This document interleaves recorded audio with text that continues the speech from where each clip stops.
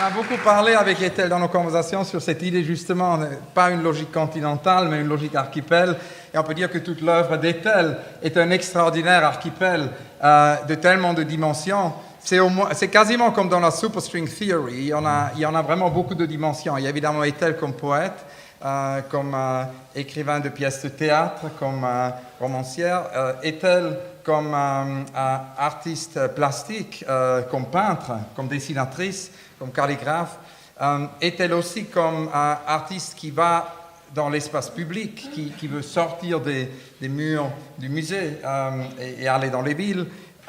Est-elle aussi comme inventeur de nouvelles formes de tapisserie, de textile et de lier l'art à l'artisanat. Tout ça, des dimensions qui sont importantes dans l'œuvre.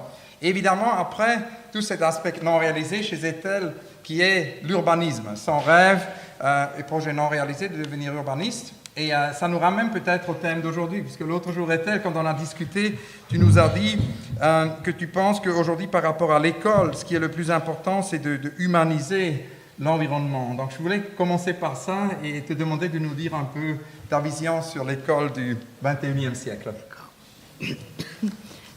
Merci beaucoup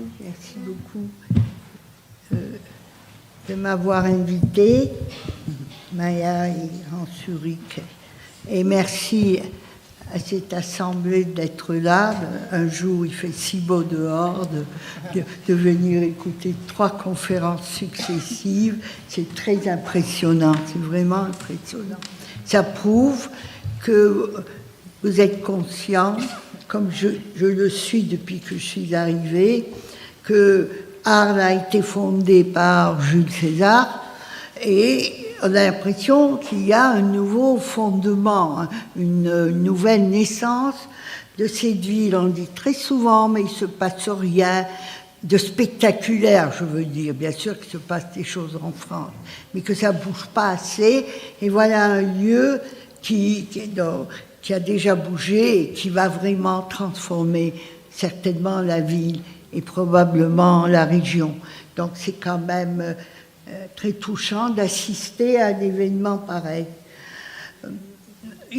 On aurait des millions de choses à dire, mais je vais parler parce que nous étions à Londres, Hans-Ulrich et moi, et nous avons parlé de cette chose qui m'a toujours tenu à cœur, c'est l'art. Or, si vous voulez, des organisations ciblées comme les musées, ce que j'appelle l'art public, parce que c'est toujours touchant. Il y a des gens qui ne vont pas, des milliards de gens qui ne vont pas dans les musées, qui ne sont même pas conscients de ce genre de discussion, mais qui, en marchant dans une rue, absorbent ce qu'il y a de beau, ce qu'il y a d'humain. Par exemple, vous pouvez être très pauvre, mais vous allez dans une cathédrale un jour de Noël et vous avez un grand concert et vous avez, même sans y entrer, vous habitez Paris et vous passez devant les grands immeubles, même le pont Alexandre ou Notre-Dame. C'est très important d'humaniser un environnement parce que, comme par un buvard, c'est absorbé par des gens.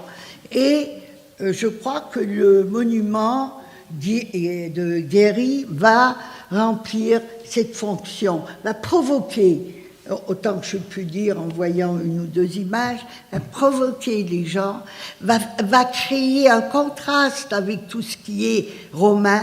Il faut que ce soit assez fort pour que le contraste tienne, et ça va donner ce qu'on dit en anglais impetus, une nouvelle énergie.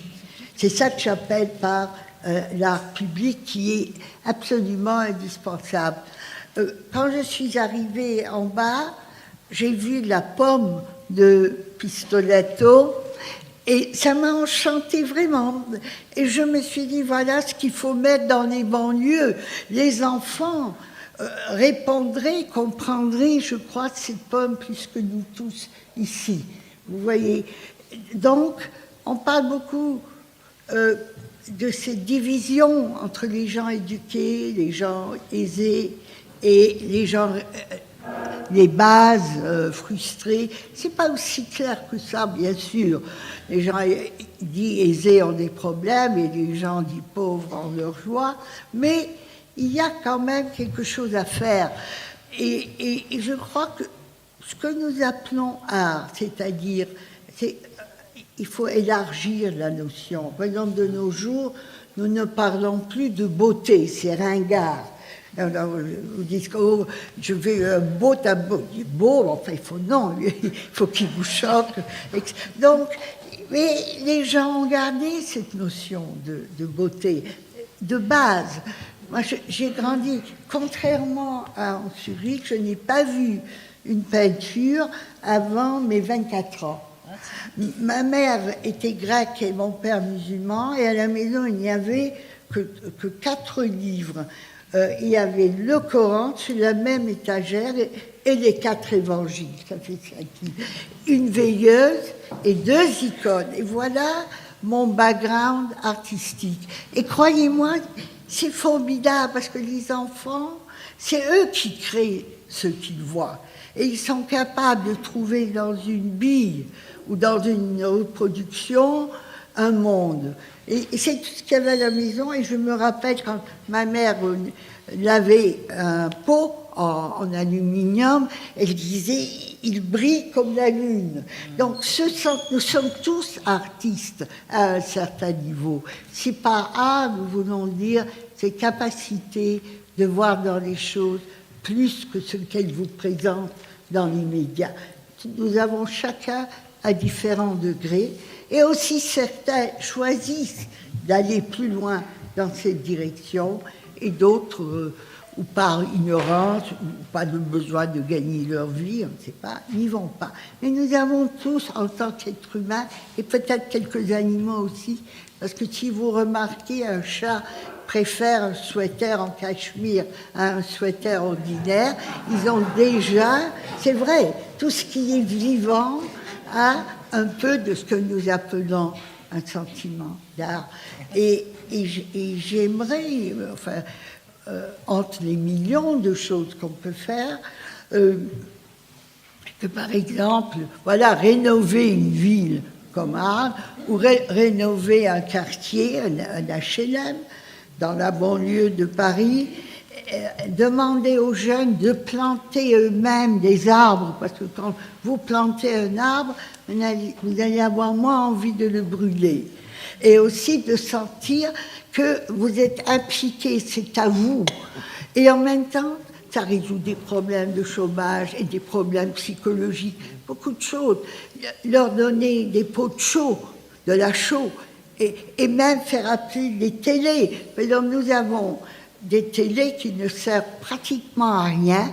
Il n'y a aucun gouvernement n'oblige les télévisions à donner gratuitement quelques minutes ou un quart d'heure par jour à une fonction publique qui ne rapporte rien comme argent à la station. Ça devait faire partie de leur licence, de leur permis de fonctionner qu'ils donnent.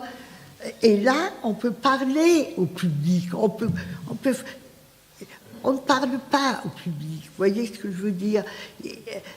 Si le gouvernement, si un ministre parlait, mais vraiment, à des banlieusards, il changerait, croyez-moi, il rentrerait à la maison et ce serait quelqu'un d'autre. Il dirait, on m'a parlé, on a demandé mon avis, je vais participer. Et c'est en cela que cette réunion en particulier autour du redémarrage d'une ville et à travers certainement d'une région est une chose qui me réconforte vraiment particulièrement. Voilà. C'est ce que je voulais vous dire.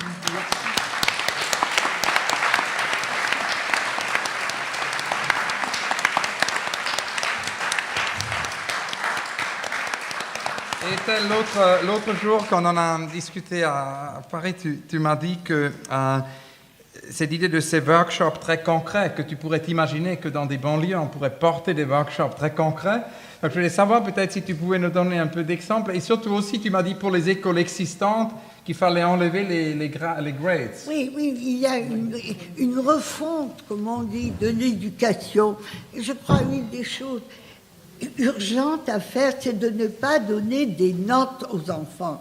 Parce qu'il y a dans chaque classe un premier et tout le monde se sent derrière. C'est de la folie, ça ne sert à rien.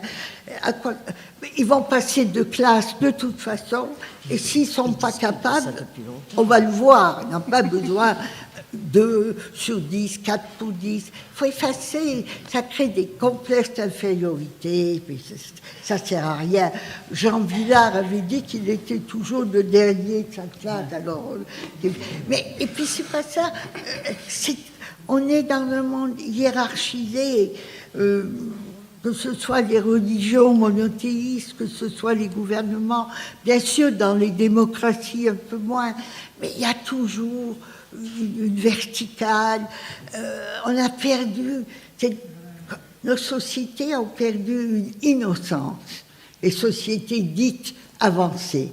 Et les sociétés qui avaient cette innocence, celles du Moyen-Orient qui se battent aujourd'hui, l'ont perdue parce qu'elle a été pervertie par les idéologies, des frustrations. Donc il y a... Vous voyez ce que je veux dire, vous marchez dans la rue et si vous avez envie de sourire à quelqu'un, vous avez peur, il va croire que vous lui courez après. Il faut que cette société se détende. Et on le ferait en commençant à l'école, en ne disant pas « toi tu es premier et toi tu es dernier et tu t'assois là-bas ». Déjà, il faut commencer à cette base. Et vous aviez parlé des universités.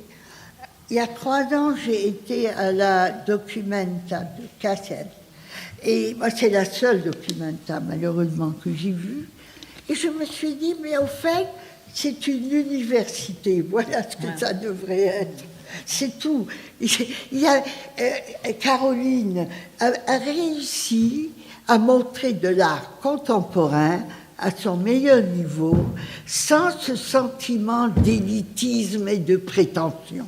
Vous voyez, on marchait, on trouvait ceci, il y avait des cabines, des petits cadres où il y avait quelque chose d'intéressant, d'autres qui étaient vides. On apprenait sans se dire j'apprends. Moi, j'ai trouvé ce modèle d'université extraordinaire. Donc, faire quoi? Ben, je ne sais pas, mais d'ailleurs, les Américains, ils ont un peu, parfois, une certaine ouverture de ce côté-là. Par exemple, emmener les enfants à la montagne, pas pour des vacances, pas pour qu'ils s'amusent, mais qu'ils regardent des rochers, qu'ils apprennent le nom des fleurs. C'est beaucoup mieux qu'un cours de botanique. C'est pourquoi parfois les enfants qui sont dans les rues et qu'on croit inéduqués savent à leur façon beaucoup de choses, parce qu'ils observent. Ils n'ont pas joué, mais tout est joué, ils savent qui a passé quelle robe, c'est extraordinaire. Donc il faut retrouver une innocence, je ne sais pas quoi dire d'autre, pour commencer. Il faut au moins le vouloir, et après on verra. Merci, Ethel.